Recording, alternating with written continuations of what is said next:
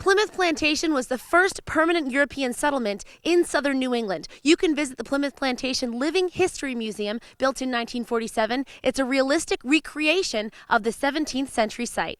We talked to the Deputy Executive Director, Richard Pickering, about the plantation and its history. And on our main campus is the 17th century English village, a reproduction of Plymouth as it looked 7 years after Mayflower landed. Wampanoag home site, where they can explore the indigenous history of the native peoples that have been here for thousands of years, and a craft center where they can see artisans at work. This time of year, so many of our guests are interested in Thanksgiving, and they want to see how people lived in the past. So throughout the day, they can come and see examples of Wampanoag people burning out boats and making the canoes that they use to go around New England, that they can see Pilgrim women cooking over their hearths. There's just so much to see every day. Now, the plantation is Plimoth, correct? Yes. And the town is Plymouth. Why are there different spellings? There is no set spelling in America until the 1800s, and Noah Webster coming along with his dictionary. In the 17th century, people are spelling things as it sounded to them in their heads. So William Bradford, the governor of Plymouth Colony, when he wrote his history, if you look at his handwritten version, it's of Plimoth Plantation, Plimoth.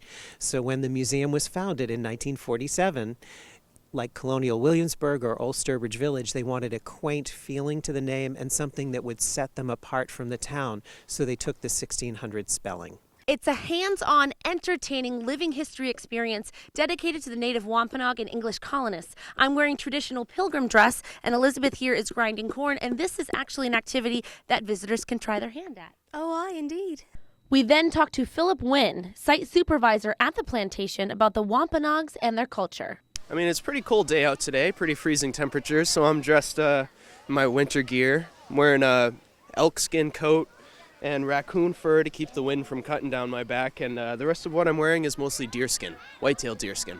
I'm taking full advantage of the warmth of the fire today, but what I'm doing here with this log and hollowing it out by burning and scraping is making a mashoon, or a traditional boat.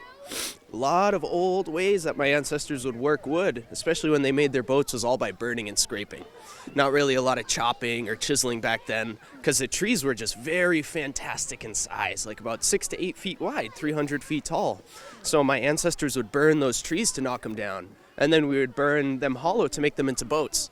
So when my ancestors made their boats, they would keep the fire going 24 hours a day, because they would make it wherever the tree fell. They couldn't really bring that heavy stuff back home back then. So historically, yes, you would see my ancestors cooking food over the fire. You would see them getting warm at night, so they didn't have to stop what they're doing and go back home to do that stuff. But what was the relationship like between the English colonists and the Wampanoags? Seems like the relationship was mostly built on the trading and bartering going on between my ancestors and the people that built the Plymouth Colony in the 1620s.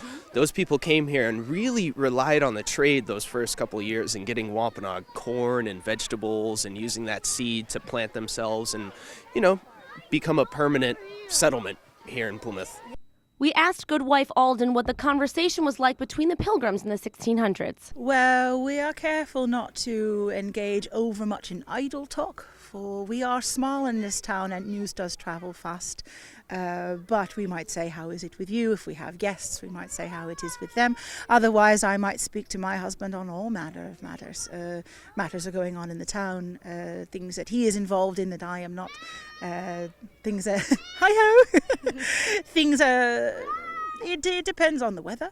We can talk about the seasons. We can talk about, our favourite thing to talk about is our future here and what we will have and what is coming to us. It really is like stepping back in time, and even the employees get something out of it. I think when you open children's eyes to the power of the past and you help them learn how to ask questions. I love it that people come here and they get the facts of the past and they understand the story.